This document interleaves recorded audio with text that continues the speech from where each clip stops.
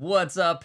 Pat here. Thank you so much for joining me today. Today, we're going to be talking about being creative. How do we remain creative? How do we even get inspiration for things and come up with new solutions for things that may have been a problem for a while? Or we're just trying to strike up a title for a book, or we're trying to come up with the name of something, or we're trying to come up with a creative solution for our audience. Whatever the case may be, I'm here for you. And today, we're going to talk all about creativity and where to get that and how to maximize your efforts there. Because being creative can be quite difficult sometimes. It's often we think of creativity as something that we're just born with. Somebody is just inherently creative, and many times, yeah, I guess I can see that that can be the case.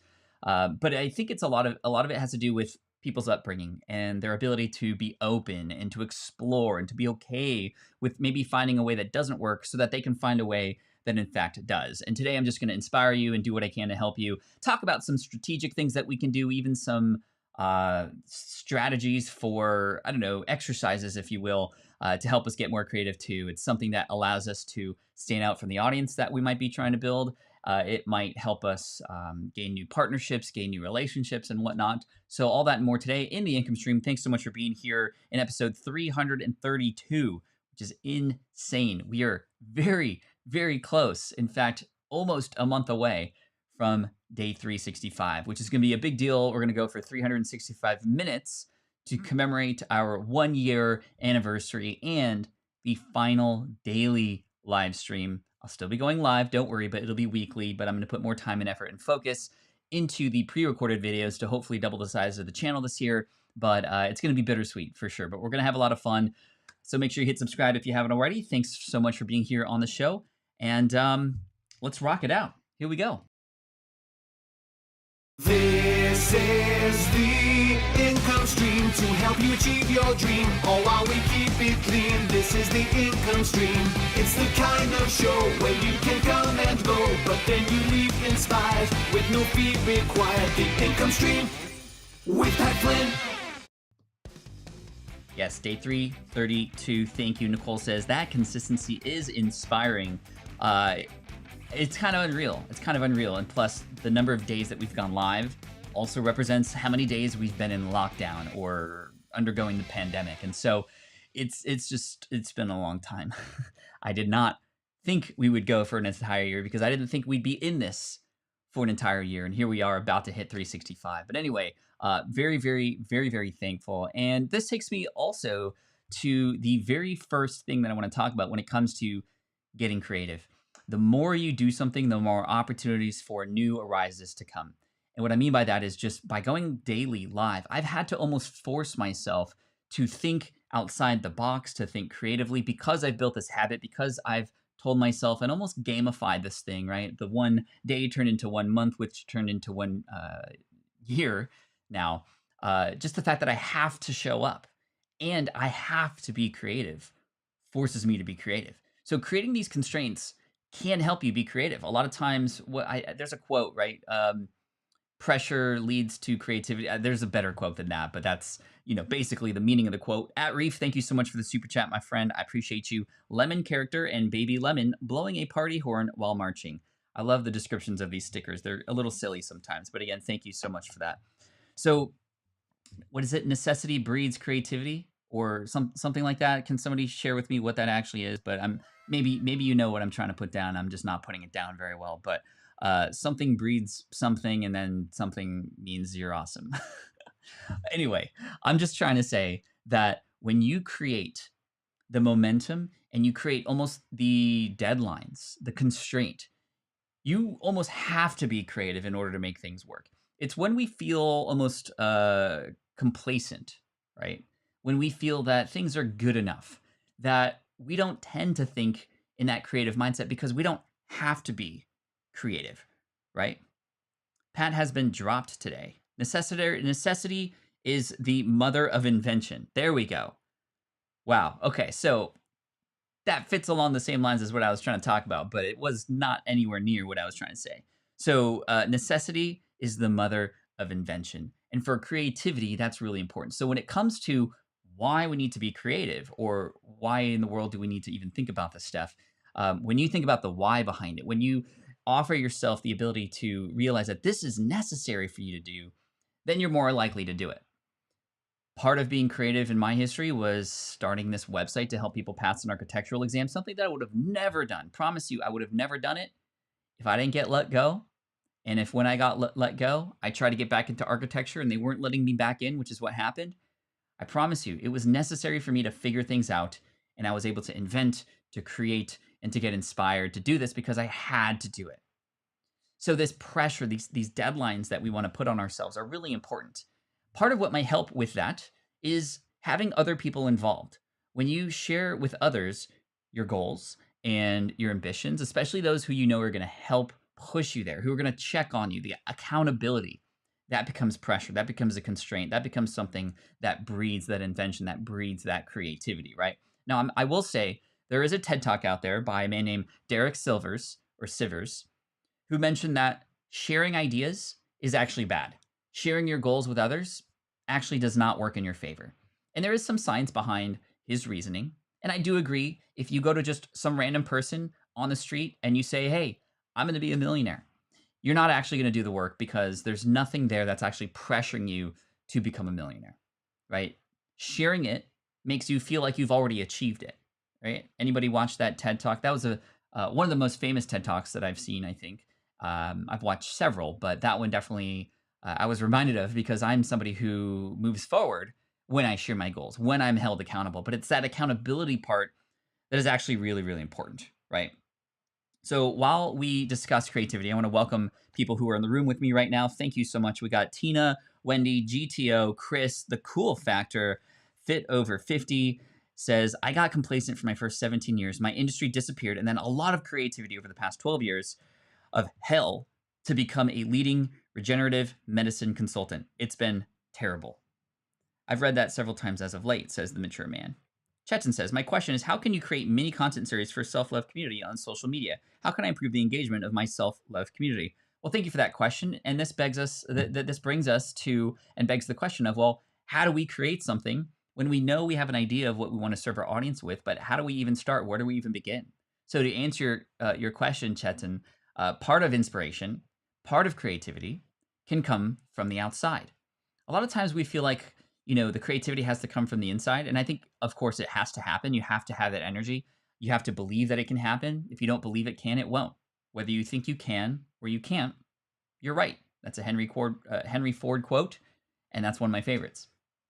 But from the outside, especially when it comes to building an audience, when it comes to supporting others, you can almost get in that position where you're almost forcing yourself to be creative because there are people in need. In this self-love community that you're building, I would consider, what are their biggest struggles? What are their biggest pains? Where are they now? And where do you want them to go? And considering the easiest way to get there, the minimum viable process for going from where they're at now to where you want them to go that will serve them. And that can breed creativity and invention. And it'll also come with you experimenting. This is the third factor when it comes to creativity. Creativity is about experimentation. Creativity is about putting pen to paper, putting brush to canvas to see what happens to the colors, to see what the brushstroke actually looks like. Because you could read all day, you could watch live streams all day, you could listen to podcasts all day and watch videos. But unless you start putting pen to paper or putting brush to canvas, there is no creativity. And a lot of that happens because we are so bloated with content consumption that we've been sort of in this habit of just consuming, right? If you were to tell me in the chat if you're willing to share, the amount of time you spent consuming content versus the amount of time you spent taking action on the content that you're consuming, what percentage would that be? Give me two numbers, 30%, 70%, maybe it's 90%, 10%. I know many people who are 100% consumption, 0% action. And I think a lot of that is because of a lot of the things that we've talked about already, but also just being afraid. You cannot be creative if you're not creating. And creating means that you're not always going to create the right thing. You might not even know what right actually is. But a lot of things happen once you start putting brush to canvas, right? I overconsume by far, says Chris. All creators also want us to listen to watch their stuff. Yeah, it's kind of a double-edged sword, right? This idea of well, I'm a creator and I want to have people watch my stuff. But I tell people, it like sometimes I get emails. This is crazy to me. I get emails where people will say, "Hey Pat, I listened to every single one of your podcast episodes. I think I'm ready to get started now." I have 460 podcast episodes. And I almost feel at fault sometimes when I hear somebody go, "I listened to all your episodes, I watched all your videos, and now I'm ready to get going." This is why I'm writing a book right now on the idea of content bloat and selective learning and just-in-time action, just-in-time learning, those kinds of things, those kinds of principles. And I'm just like, did you not all those episodes matter. And yes, I want people to listen and download. And yes, the downloads mean more money for me as in terms of sponsors and advertising.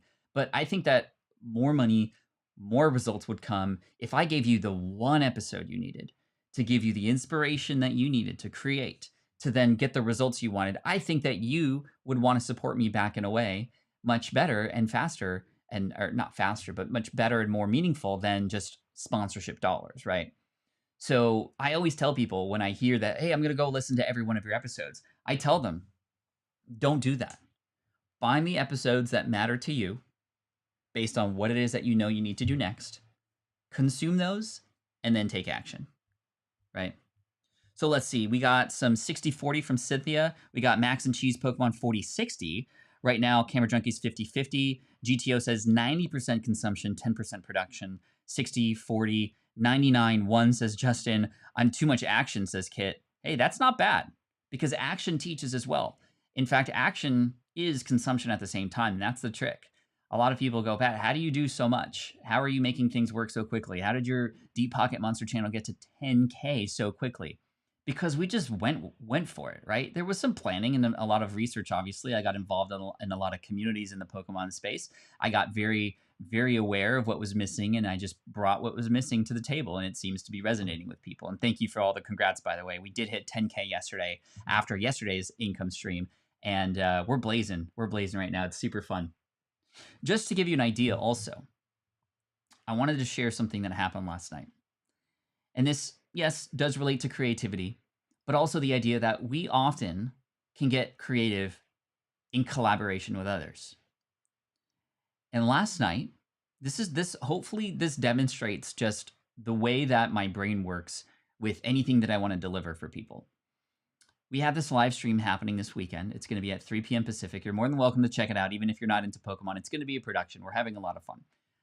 And I've paid attention. I've been on, I guess, dozens of live streams from other Pokemon YouTubers, and I have seen what people love, and I've seen what is missing a little bit, and I'm trying to fill in those gaps. Anyway, here's what happened.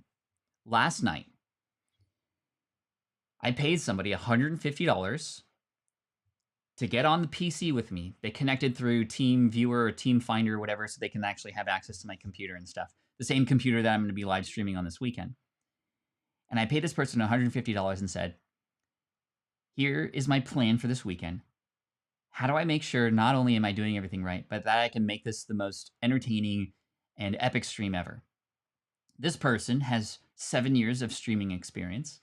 This person knows all the ins and outs of Streamlabs OBS, something that I've only scratched the surface with. And it was probably the best $150 I've ever spent.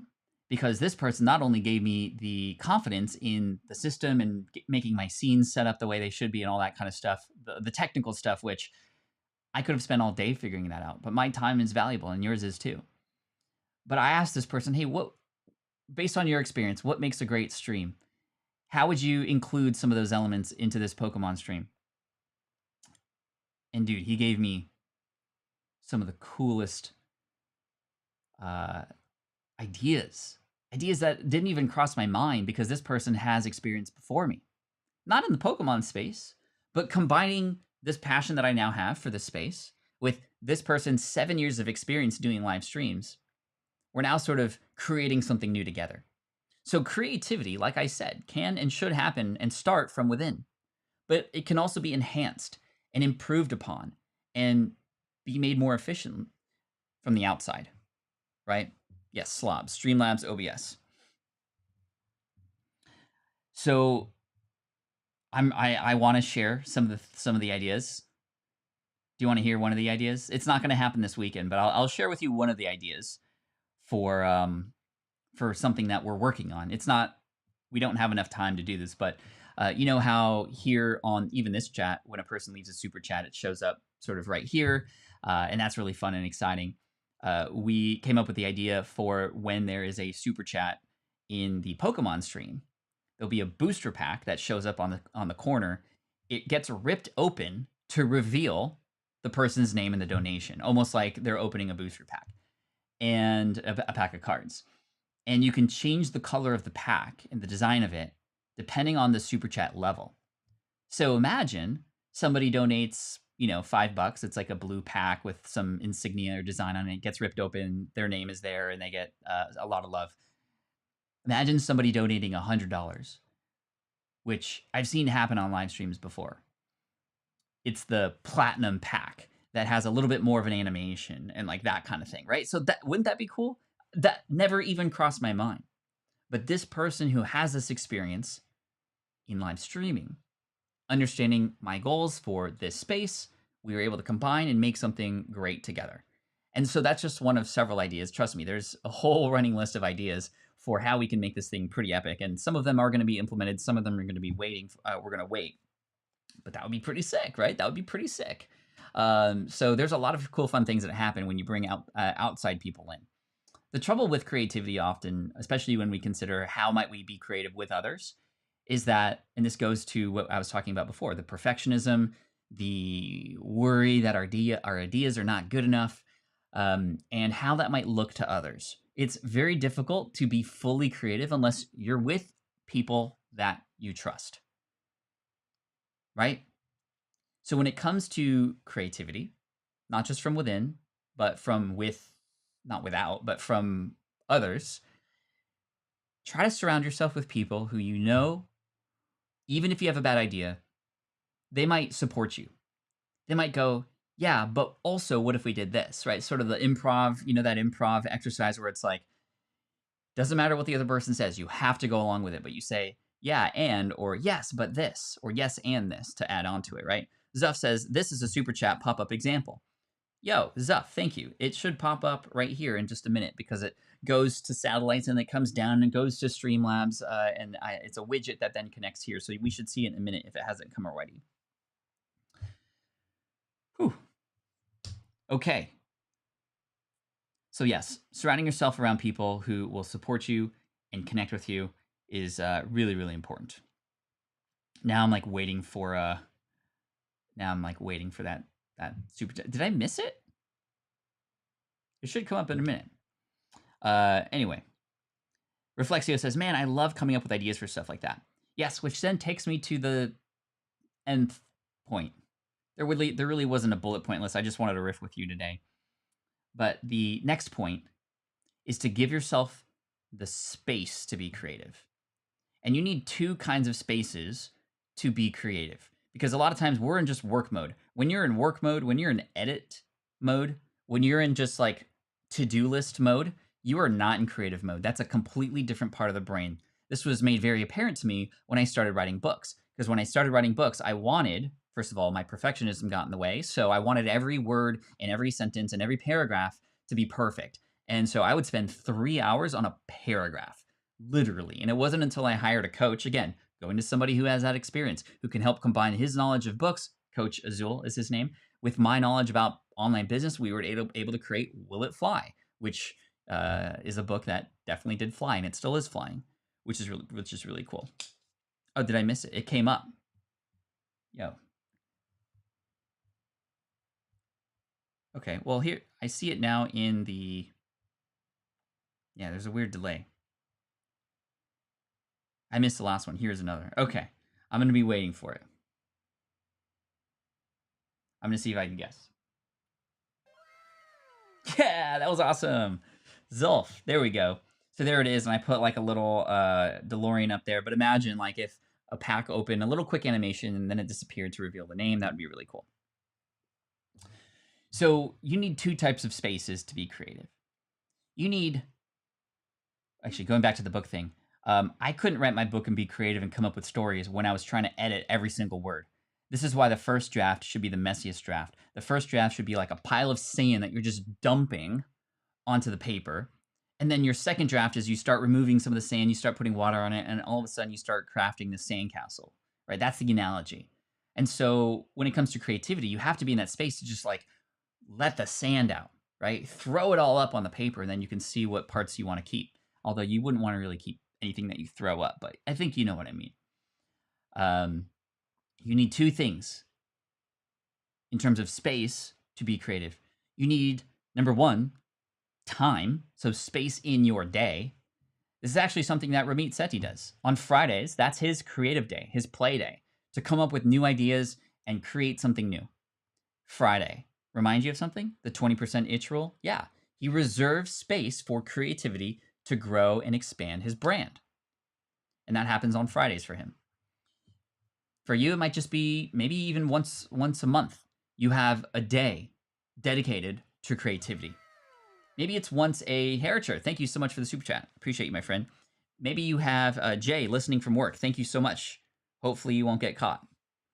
Unless it's totally cool. Then you're fine. This is all suitable for work stuff anyway, so I think we're good, right?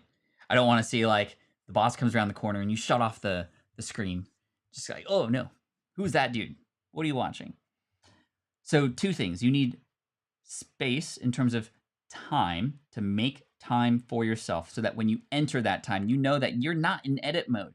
You're in brain dump mode. You're in creative mode. You're in the mode where all you're going to think about is the name of your book. All that you're going to think about is this new thing that you're going to put together without editing. In fact, many writers I know who are in that first draft phase, do you know what they do? They take out the delete key on their keyboards. They literally remove it. And they remove it because they don't even want to give themselves the chance to get into edit mode. They're just in mode. And yeah, it's going to be messy. It's going to be a disaster, but you got to be and get through the disaster to become the master, right? So that's the first thing. The first thing that you need is space in terms of time. The second thing, and this works for me, actually it's necessary for me. For others, you can do this anywhere. But for me, I need a actual physical space to be creative, right? So I have a very specific spot here in the office that's like my creative spot, and it has inspirational things around it, and it has the ability for me to go, and if I'm feeling down, I can look at my note board over here with handwritten letters from fans to inspire me to move forward. You need to have, or you don't need to, but I would suggest having a physical space that you put yourself when you're looking to be the most creative. I've been in some offices before for different businesses who literally have sections of the office reserved for creativity. If you've ever watched any Pixar studio documentaries or films where they take you in the back office, what does everybody's cubicle look like? It just looks like a mess until you look in there and you start realizing that every single paper that's pinned to the cubicle and every single post-it note next to the computer is a piece of inspiration for that person in that space to allow them to do what they need to do, because their full day is usually full of creativity. So they're going to be in that space all the time and need all those things around them. So an environment to which you can be creative is also necessary too. So let me know in the chat if you have a space in terms of a physical environment to be creative. What's your creative space? I want to hear it, and I'll give you a shout out on the chat. The bleh mode, says the Cool Factor. Good morning, Team Flynn, says DP. What's up, DP? Good to see you here. We got Opposites Attract podcast, the Cool Factor, Jay, Lex, Sue, Shonda, Tim. Let's see, Stephanie. Big shout out to the mods, by the way, for keeping it down like always. I appreciate that. Travis says, this is a huge issue for me. I don't have the space to be creative. I tried to do it in certain parts of my home, but no privacy to focus and give 100%. That's a big, very common struggle, Travis, especially if you have kids, right? Because it takes a certain sort of mindset to get into that creative mode, and I'll talk more about that in just a minute. But it could mean, Travis, and I know many authors do this, they literally tell their spouses, I am going to be gone for the next 2 days. I'm going to post up in a hotel room somewhere to be creative and write. I don't know how your spouse would feel if you were just like, hey, I'm going to peace out for a couple days. Bye. So you want to make sure you're open and sort of there's something on the other end to balance that out for your spouse and whatnot if you're going to do that. So just something to keep in mind. But for some, it's the cafe. I cannot work in a cafe though. I unless it's busy work, I'm fine. But if I have to be creative, if I hear people talking, not that I'm like eavesdropping, but actually if I hear lyrics of a song, this might sound weird, but when you understand that I was in marching band for like 12 years, music to me is like I start thinking about it, I start imagining how to play it, I start harmonizing with it. Like if ever I hear music that has lyrics, I cannot be creative. I cannot. And that's just something I've learned about me, which takes me to the nth point, whatever number or letter we're at now, is that you have to understand your own body and mind and when it best functions for creativity. For some people, this is super early in the morning before the kids get up. For others, it's after a walk in the afternoon.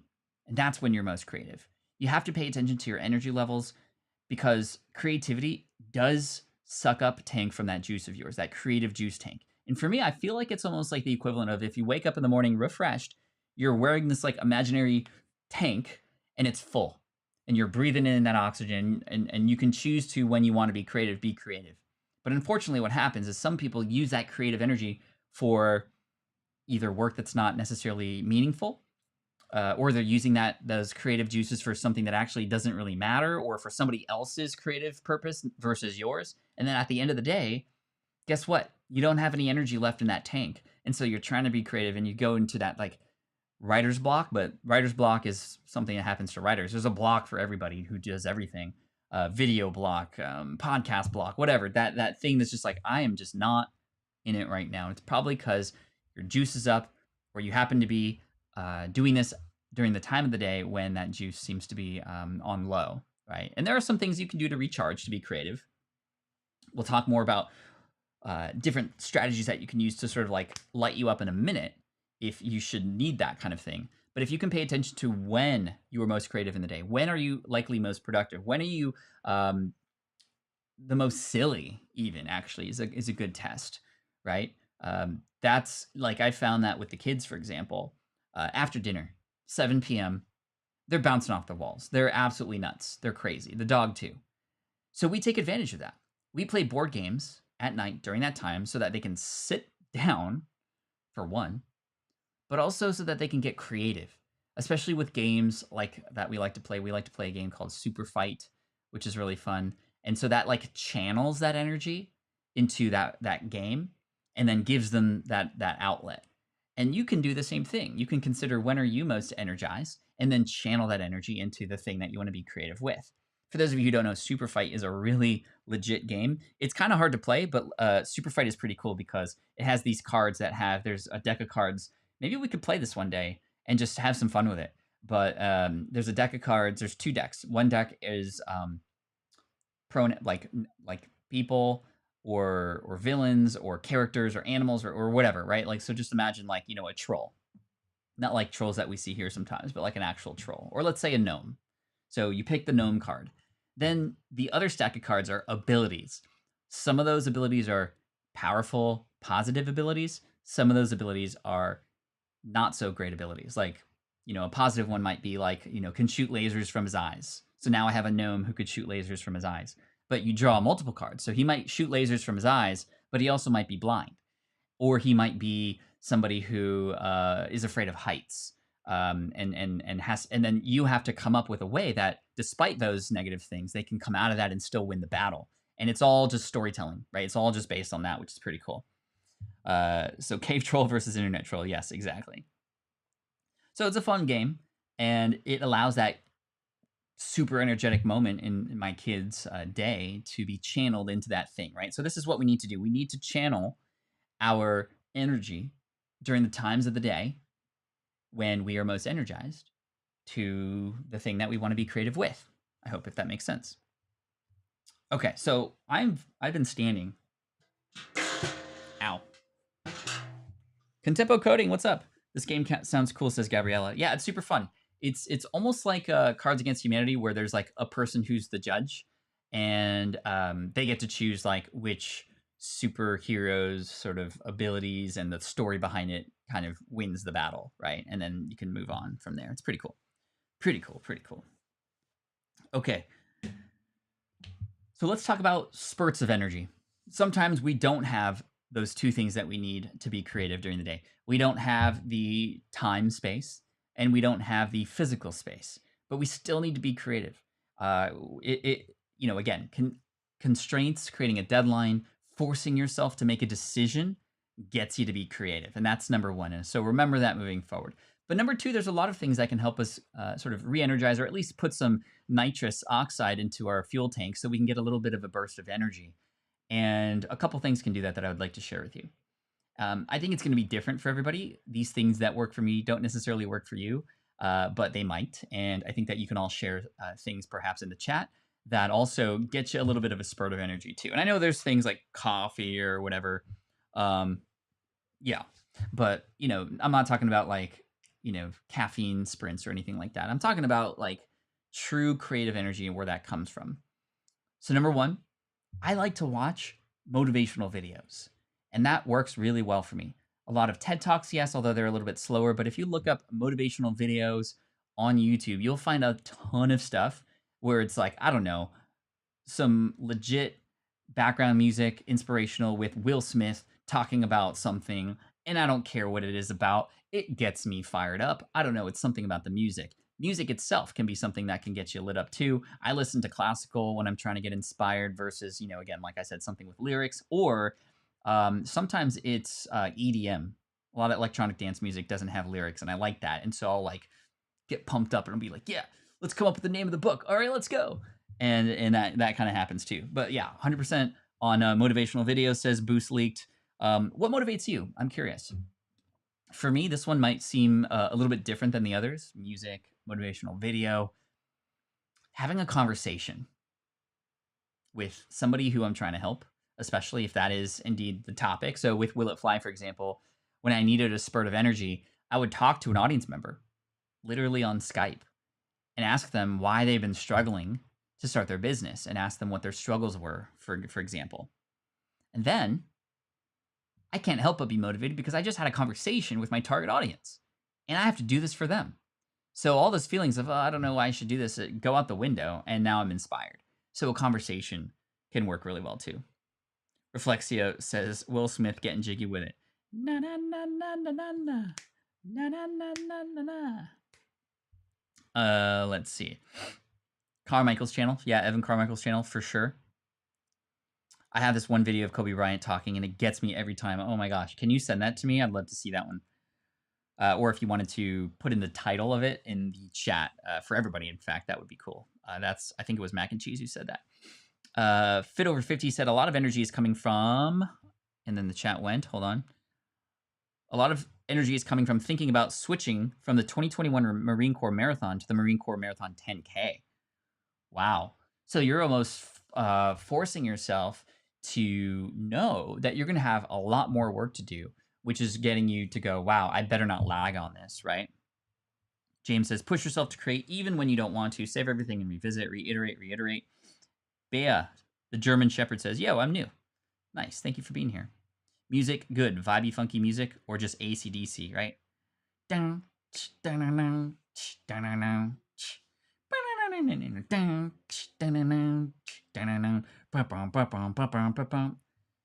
Bonus points if you know that song.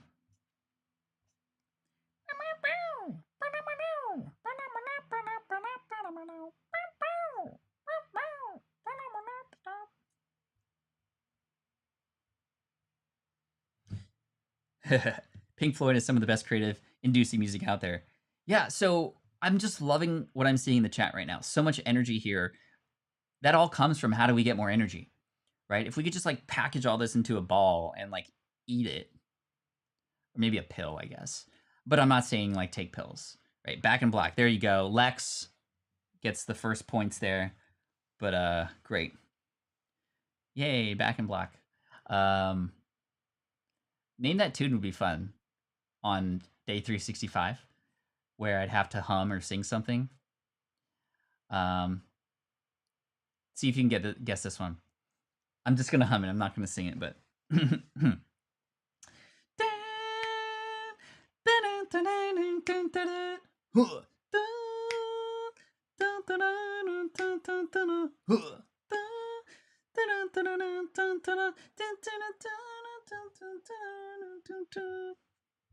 Okay.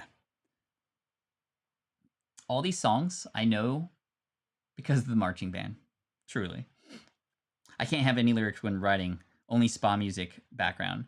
Yeah, that's same with me, Karen. Same with me. Boost Leak says, for me, I love listening to your past YouTubes, especially when I'm doing house chores and such. Cool. Thank you so much for that. I'm an epic fail at Name That Tune, says Grandma Goody. Yes, Reflexio. Nice job. Fat Bottom Girls. That's what it's named. Okay. Let's see. Queen. That's right. Queen. Shout out to marching band, indeed. I'm glad you guys got it. That was good, because it could have been worse. Okay, let's talk more about creativity. Some of what stops us from being creative is the stuff that's happened in the past. We often think, whether it's consciously or subconsciously, that we can't do something because we've tried it once before. And that stunts our growth, that stunts our creativity. And the crazy thing is, when you think about it, creativity doesn't have a right answer. Creativity is the act of trying and experimenting and failing and reiterating, like somebody said earlier, right? So I think not necessarily forgetting what happened in the past, but realizing that the past does not necessarily create the answers for what's happening now, right? You can learn from the past for sure. I wouldn't say forget about the past, but realizing that this is a new time where you are giving yourself the space and the permission to be creative and weird and energized about this new thing and to get it all on paper, right? And that's kind of the big thing whenever it comes to creativity. I like to get these things, like when you're in flow state while being creative, that's some of the most beautiful sort of energy that you can have, right? Flow state where you're almost like, because of a little bit of pressure, because you've gotten to that groove, you're just kind of in it. If you've watched Soul, right, it's that flow when you're just kind of going and like you don't even think anymore. It's just happening, right? And that happens when you are creating, like when you're creating a blog post and writing, when you are filming a video, like in many cases here on the income stream, I feel like I'm in flow state quite often, actually, because of you. But flow state in terms of ideation, meaning you're sitting down to come up with new ideas or to create something new. That's a beautiful thing too. But you got to remember that our brains are amazing at coming up with ideas, terrible at putting order to them. It's actually really bad in terms of, hierarchy and what matters most and what doesn't matter most, right? We all know that because we come up with great ideas, but we don't often do the things or think about the things that matter most first. So the trick would be to, if you're in that creative mindset where you've sat down in that space, within that time space as well, to just bleh, and let it all out and like be cool with it and then work with it later. Get it down on paper. Whatever is coming across your mind. My creative moments, my most creative moments, I have, of course, stack of Post-it notes, right? I feel like 3M should sponsor me because I use so many Post-it notes.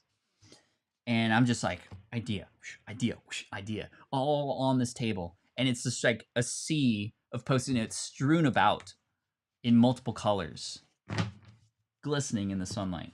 I don't know, not really. They're not shiny. And that helps get all the mess that's up here, all the great mess, all that sand, right? It's just like now it's dumped out onto the beach.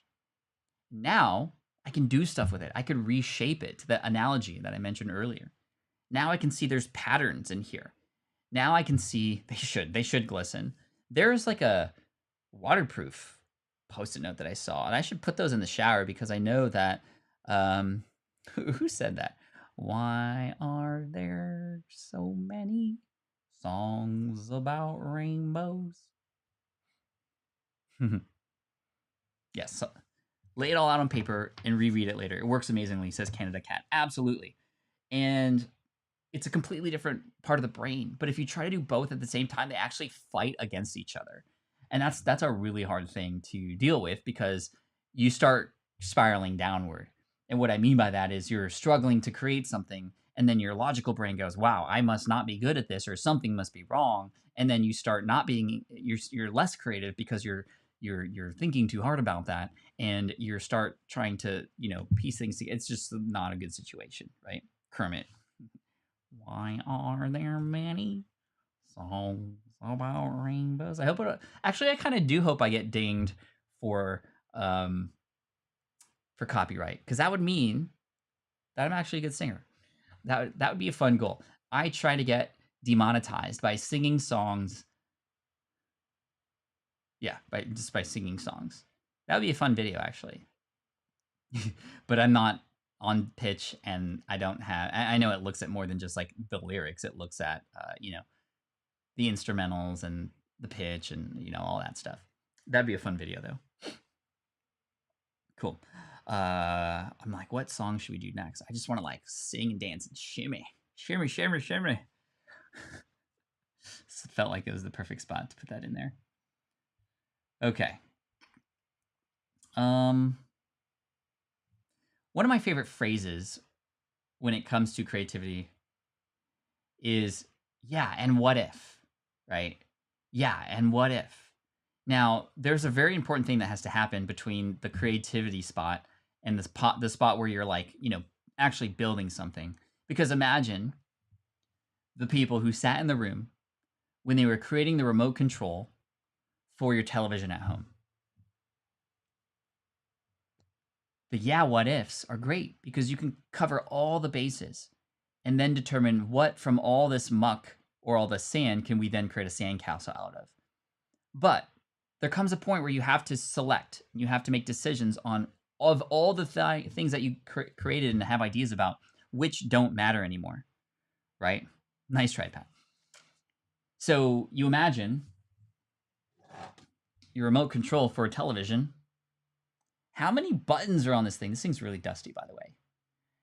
In this office, I think I use 5 buttons, maybe 6. I use the mute sometimes. And this is the TV over here that I actually use for when I'm watching a presentation or practicing my presentation. I have my slides up on here on this TV. It's a, 40-inch. It's not super huge, but it allows me a different space in the room here to practice something different and give me that inspiration for speaking and practicing. Anyway, we too often in our programs, in our software, put all the buttons on there. All the ideas we had, we put them on there because we think that that's what's going to help people. It actually confuses people, and it creates a useless thing with way too many parts. And the best part, as Elon Musk says, is no part. The less parts, the better, right? We need to simplify. Way too many buttons, right? So, yeah. This is why, with the switch pod back there, our little invention, which I don't have one handy here. I'm actually using one for this camera that we're streaming on, and the other ones are over there. They're just, again, strewn about, glistening in the sun.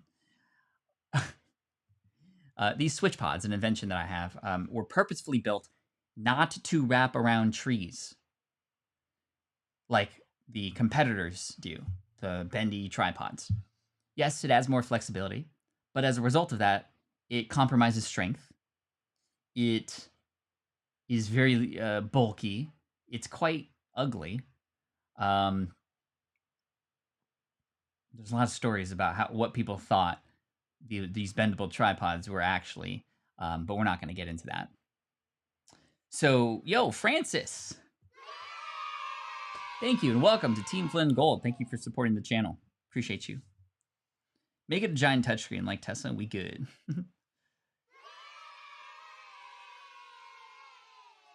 Like a blister in the sun. Na na na na na na na na na na na na na na. Is that the song GTO? Like a blister in the sun. Let's not. We don't have to talk about that song though. So yeah, what was I talking about? I forgot what I was talking about because we're getting into songs and stuff. Oh, the Switch Pod. So the Switch Pod, we purposely made it so it didn't do all the things. But for people who like, I need it to do this and this, I need it to be strong, I need it to be small, tiny profile, and lightweight, we got you. And this is why Sunny says SwitchPod is not a tree hugger. That makes it seem bad, Sunny. It is not a tree hugger, but it is built so it'll last a long time. That's for sure. Cool. That's hilarious. GTO says yes, Pat Flynn. Nice. So when you're being creative, remember, don't forget that creativity does not mean that's what it's going to become. That's just, you're putting more sand to work with to build that castle out of, right? Yes, a tripod that cannot hold the camera is useless. That's true. If we were like, you know what, we're going to make this so, it's just a tripod. That we wanted to simplify it. It doesn't hold anything. It just stands on 3 legs. So get it here today, $99.99 at switchpod.co. Scope creep. Thank you, Joe. Yeah, that's what it is. Joe, I think I saw earlier that you commented that you got your first 2 clients. Is that true? If that's the case, I want to say high five and congratulations to you on getting your first 2 clients. I think that was you. That's all you, man. That's all you. Squeaks Game World. Squeaks in the house. Yo, Squeaks. High five, my friend. We have to talk about Squeaks really quick. He comes from the Pokemon world. If you watch his videos, you're going to see what it's like to be creative and just put something out there. Squeaks, your last few videos, I don't know just where this inspiration come from. I'd love to know where you get inspired or what breeds creativity for you. But dude, they're awesome. Like your style now is oh yeah. We watch Squeaks videos because of the intros. Like they're really crazy and silly and are relevant, but just it's very much you.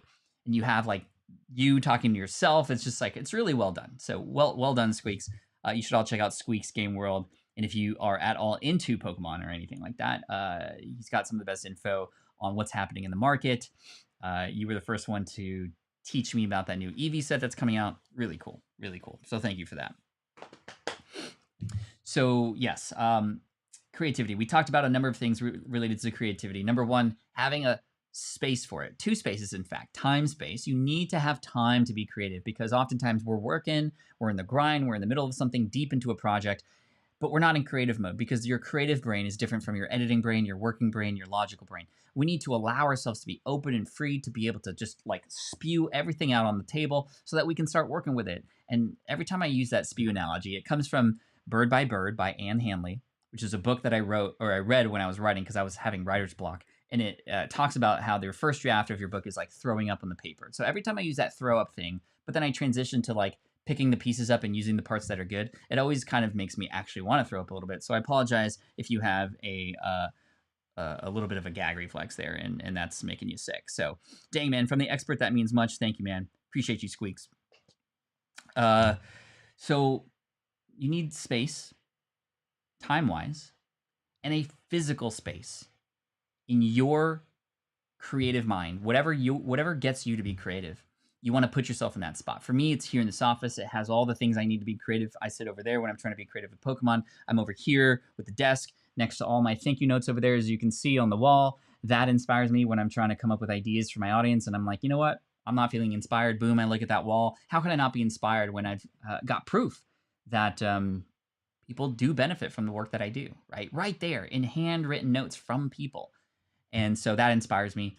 So having a space, right? Time space and physical space. It might be a cafe. You get inspired by, getting, to sit down at a cafe and just kind of people watching every once in a while. Maybe that's you. Whatever your creative space is, you have to put yourself in that place for sure. Excuse me.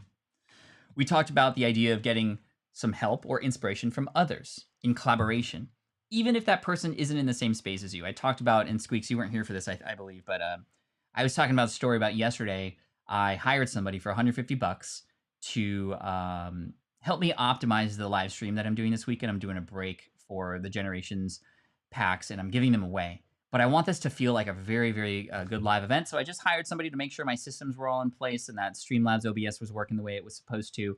And then I told him what I was doing, and I was like, based on your experience, 7 years of doing live streams, how would you better engage an audience in the Pokemon space? How would you do this? How would you do that? And we came up with some banger ideas for things that we can do eventually on live streams that'll make it even more intriguing. Stuff that I didn't even consider or even think about because I didn't even know what I had access to. And this person on the outside came in and gave me some inspiration. So you can get inspiration and collaboration with others is the big lesson there. Jeff the Ref in the house, by the way. Jeff, thank you. I got your answer earlier from my Instagram. I'm just honored, my friend. I appreciate you. Cool. Inspiration can come in the world of just something that motivates you in terms of music. Maybe it's a conversation with somebody. Maybe it's a walk. A lot of those strategies for like in the moment bursts of energy can be really key. And then remembering that the past, things that didn't work before, doesn't mean it's not going to work this time. And I think that's the hardest one. It's the hardest thing to realize that, okay, I haven't done something before. I've tried it, but it didn't work. But let me try this again, and I'm going to put these things into place and just hope. But I think when you can learn from the past, but you can separate the results from before to the results that are happening now, plus you're that much more older, you're that much more wiser, you have that much more information, it's a completely different scenario that at least you're giving yourself a better chance to keep going. True failure is just giving up, right? But as an entrepreneur who came and was from an upbringing of perfection, I've come to realize that it is so important to make mistakes, to fail. And in your creative moments, it's actually going to be a whole bunch of mess. It's going to be a disaster. But like I keep saying, you got to be a disaster before you become the master. The more that you collect sand, the more, you might have to push some of that sand away. But underneath that sand is this beautiful castle that you can build for not just for you, but for others on the beach to look at. And then your kids come in and they throw themselves on it and crush it, even though it was 8 hours of work. True story. We're not going to talk about it. So, awesome. We have about 8 minutes left. We've talked pretty deeply about creativity. I hope that this has inspired you in some way, shape, or form. If you have enjoyed this, if you wouldn't mind smashing that like button for endless creative moments from here on out for you, that would be amazing. And let me know what you think. Give me a shout out in the chat if you enjoyed this conversation today. It was fun to go deep on this, right? So I really love that. Lex says, perfect imperfections, curves and all the crevices. What are you talking about, Lex? Is that a John Legend song, I think? That is, I believe, right? Persistent people begin their success where everyone else ends in failure. Absolutely. Smash it, says Squeaks. Bill, thank you. We want the story, says Stephanie. It's a pre-COVID picture. Okay, Pat is hyping the like button smash. Yes, and I hardly do that. Although I will say, and Squeaks, this is of use to you as well, being a prolific and very consistent YouTube creator here. I watched a video yesterday that was about the idea of not asking your audience to subscribe anymore, because it is a call to action that has a lot of friction. People perhaps have already subscribed, and it's actually something that actually doesn't matter that much. Yes, it helps us get more numbers, but most of our viewers are not people who have subscribed, but in fact, it's YouTube sending our video to people who have yet to even find us. And if we can train our audience to like our videos more, that's actually something that everybody can do in every video.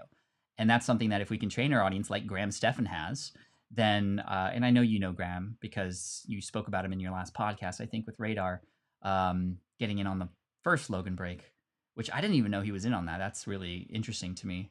But he just, it's all about the like button. The like button is engagement that can happen in every single video, and the subscription can happen more organically.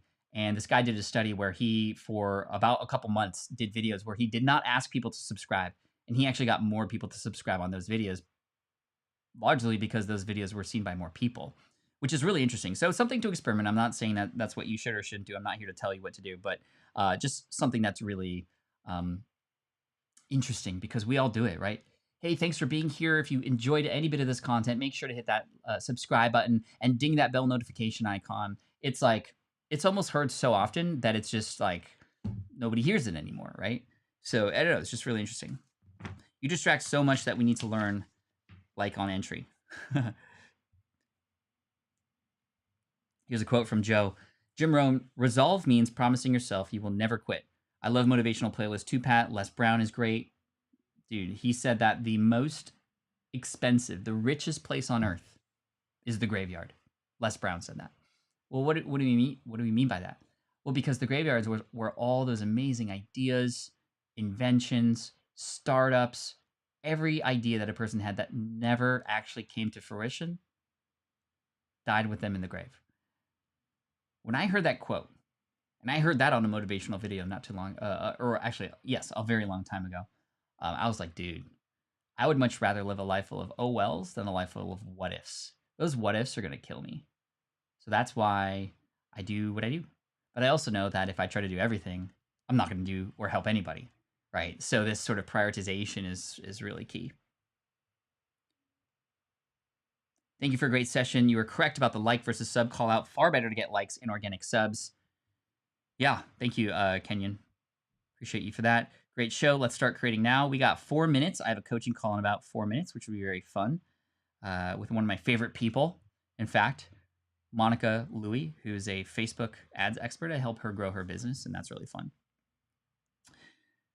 Okay. Bill says, the graveyard is where the people are just dying to get into. Okay. I'll give you that one, Bill. Bruh. Being a dad. I love and appreciate the dad jokes. Pat, can I also add for creativity, having someone to bounce ideas off of? Brainstorm juices, get to flowing in 2 is much better than 1. Yes. Reflexio, absolutely. I did mention that earlier, but thank you for bringing that back up. When you can get together with another person who you can trust with your silly, random, weird ideas, not in terms of trust like because you think they're going to steal it, but just because you feel safe sharing those ideas. When there's more people involved, yeah, the better for sure.